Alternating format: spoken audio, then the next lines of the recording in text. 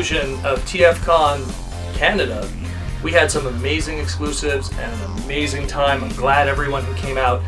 The irony of the TFcon uniform being purple and black comes from its exclusive that we had this year. That exclusive was Mastermind reformatted Calidus Asterisk mode. What is that exactly? That's Rodimus from the IDW books. So, this is Protoman, this is Proto Retro, and we're going to be reviewing one of TFcon's exclusives of my favorite character. So let's do this. Proto Retro. So Mastermind's Calidus Asterisk mode is a interesting and amazing attempt at the later design of IDW's More Than Meets the Eye Rodimus, found in the current iteration of the comic books as of July 2017. This was found at TFcon 2017 Canada at the Ages3AndUp booth. Big thank you to Boris for hooking me up. Thanks again, Boris. You are a bro. Now, as with all high-end third-party stuff, the packaging is absolutely gorgeous, sporting the third-party usernames of the character. Slipcase that comes off, showing the name of the toy, asterisk, reformatted, blah, blah, blah.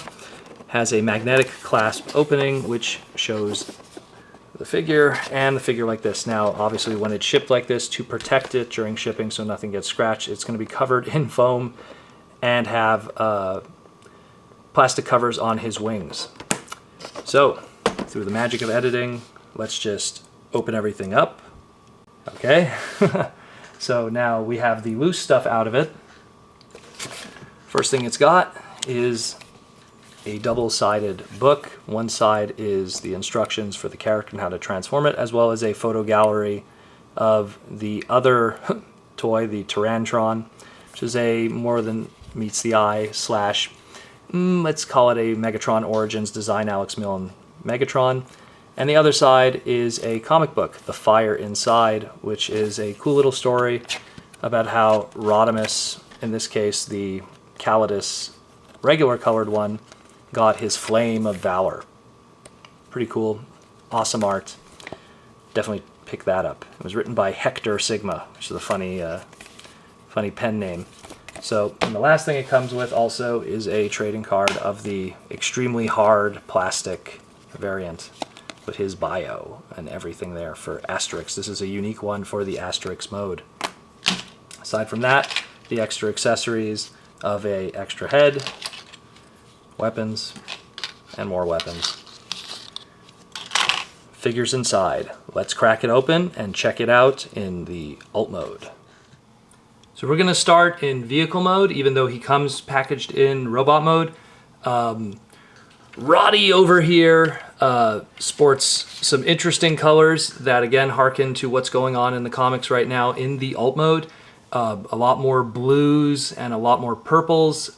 Considered to most dark repaints of Rodimus in alt modes, like I'm just going to bring in, let's do a white shot here. Some other dark Rodimi, if you will. It's always been more of grays with the purples. Blue was actually something that was brought in when they did the MPO9 Dark Rodimus masterpiece. So it kind of harkens more to that, but at the same time gives it its own unique flair with the asterisk mode, if you will. Looks great otherwise. Looks really good, rolls nicely.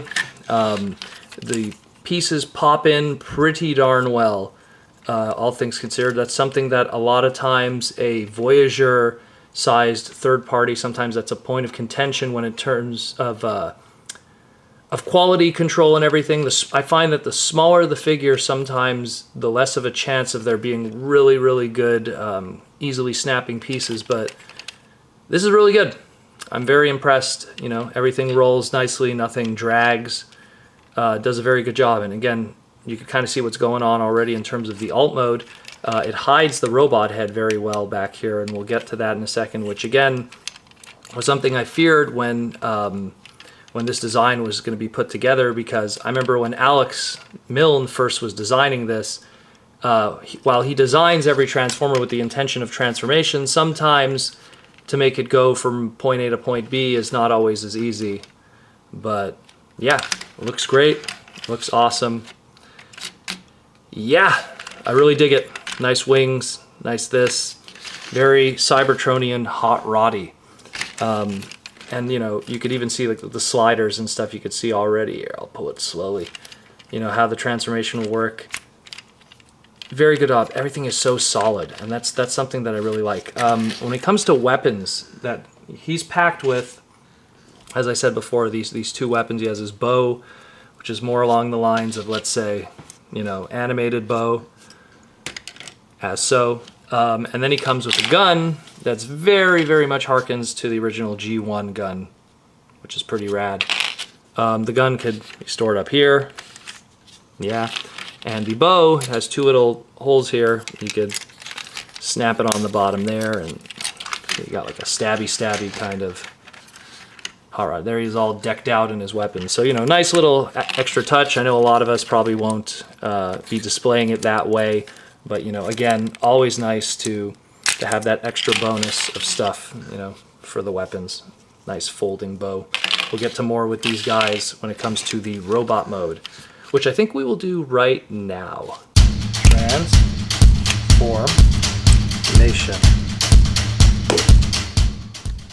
Mastermind reformatted Calidus Asterisk mode is sleek and sexy with turbo handling. This is one gorgeous looking figure, an amazing silhouette, and does a immaculate job of capturing Alex Milne's design of the IDW, More Than Meets the Eye, Rodimus Prime. Now, of course, this already existed in the original colors, but this is my review, and the first one of it is going to be of this color scheme, because this is the TFcon exclusive. So you're going to get all my gushing from this one if I ever do a review later on of the regular colors. He looks great. Just one, again, like I said, 100% captures that aesthetic perfectly. The engineer behind this did an incredible job. If I have any complaints at all, it has to do more so with one accessory gimmick, which is the swappable head, which, let me bring in the other head here. The swappable head, like I mentioned before, that you have a choice of a stern face or a smirking face. That ball joint on there is extremely oversized for this. So while, you know, this is a tight fit, to remove that head, whew, I almost thought the gimmick didn't exist or I was doing something wrong. It takes quite a bit of excessive force to remove that, and it takes even more excessive force to put that back. So what I would suggest personally is decide on which head you want to do and make that a one-way trip, because that is one tough sucker. Another thing I guess I'll just mention, maybe it's just me personally, during its transformation I noticed that you could remove these, and I was looking at them carefully and it looks like there's glue on them. I don't know if it's maybe just my version. I mean, not to mention, it's not like it's loose or something or anything. Like, it's not like they fall off. It's just that when I was messing with it, I was like, oh, hey, you could take off the spoiler piece. Maybe you could swap them. Ooh, maybe that's what it is. You want to have yellow spoiler or half-half. I don't know. Still kind of interesting. Let's just talk about scale for a second. We'll just put them in a standard pose, just to get an idea of scale. So we're going to bring in a larger deluxe in animated Roddy and a smaller deluxe in classics Roddy from the BotCon. Now, the reason why I bring these ones in of the black Rodimuses instead of, let's say, the Masterpiece ones, because the Masterpiece one would be way too tall. He would be right off, although he would match the colors better with this. I didn't bring in the titanium one just because, again, kind of is this scale. So it just gives you a good idea of scale where he's larger than the smaller deluxes. He's much larger than the larger deluxes that, say, animated brought about. And he's more of that, I would have to say, Voyager scale, or matches in mostly with what's going on with the Voyager-sized Masterpiece cars right now. So he really fits in with that kind of aesthetic. And it looks great. And that's something for, you know, I feel now third parties looking more at something that fits in with your Masterpiece shelf. And that looks great. Let's let's talk about accessories. So his buddy to the left of him over here, you got a animated Rodimus. So to match that nicely, like you saw before, he has a, let's do a back shot here. He has a bow and arrow, which open up the hand, and you just put it in and close the hand. So he's got his bow and arrow, which is pretty cool, or his Cybertronian crossbow. Also, it has two little pegs on the back, so that if you want to store it on the back, make it look like that, you know. There's many different ways you could pose it and like wrap it around. I'm obviously doing it kind of half-assed here, but you know, you could store it on the back if need be. I don't really think many of us will be doing that. Probably either be in his hand or not at all. But yeah, pretty cool. And then to match more of his G1 counterpart, he has that Photon Eliminator-esque looking gun. So you got that too. So you could have him with both. Looking slick Rick. Ah, yeah. Look at that. Isn't he awesome? Now, on top of that, we have articulation. Might as well do the articulation while holding stuff. That way we could show just how much this guy could do. I don't usually talk about articulation, but a lot of the great articulation with this are more just due to the fact of the transformation. He has a lot of stuff that opens up for his transformation, but as a result, it also leads to more dynamic posing because of it, and having great joints.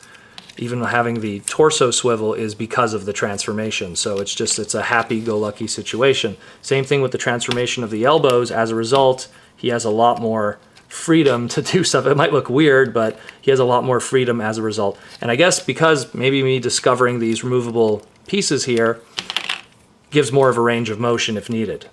You know, which has always been kind of a thing with hot rod toys since the beginning. Where because he has a spoiler, there was always that range of motion that was always limited. But I guess in this case, because these are removable, maybe it's not, maybe it's so, you know. I can store that in the back. You could at least do some more crazy poses. He is great. He is beyond great.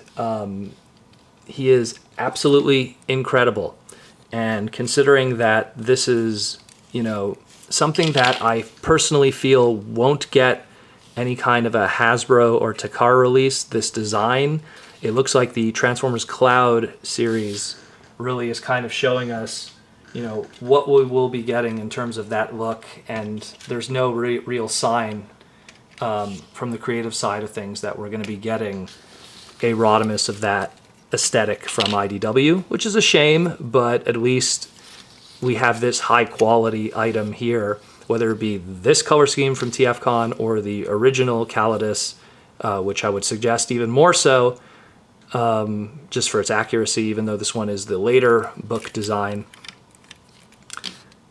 He looks great, doesn't he? Doesn't he? Maybe it's my bias, because you know me with Hot Rod, but I mean, good God, he looks great, doesn't he? So, should you pick it up? Well, this one was the TFcon exclusive, original retail, 120 Canadian, about a little bit under $100 American. If you could get them for 120 American even, I think it would be worth it. I would actually 100% suggest getting the original Calidus, because you could get them quite affordably for less than 100 if you do some searching around. Mastermind did an incredible job, and just this is some high quality plastic. This is high quality stuff. Everything holds together. Like, this is not floppy. Look at this. I can't. No joints are going to leave their spot. Even the arms and the legs, they are not. He is a solid figure, very solid figure. And that is something we always want from our purchases with third party, is we always fear quality. We always fear taking that dive, but this is something Mastermind has put together that looks absolutely incredible. So, that being said, is it a yay or a nay? It's pretty obviously a yay. But would someone would go out of their way and go on eBay to try to pick up this colored version? Well, this was a limited version. To my knowledge, it was only 200 made. So if you could try to snag it for, you know, like I said, maybe let's go for like 150 American max. If you could snag it for less than that, then you got a good deal. And I mean, he was very limited. He sold out almost instantly. So give it a shot, a hot shot, or a hot rod. But yeah, 10 out of 10. That's for sure. So this is Protoman of Proto Retro, and this has been a video review of Mastermind's reformatted Calidus in his Asterisk mode. So until then, guys, take care, and as always, roll out and see you at TFcon DC in September. Hey guys, like what you saw? Want to see more? Then be sure to like, comment, and subscribe this video. Also, don't forget to follow us on Twitter and like the Facebook group for all the latest updates from Protoman of Proto Retro. Which is Hasbro's properties all over the place, together, fighting against the bad guys from the wrong.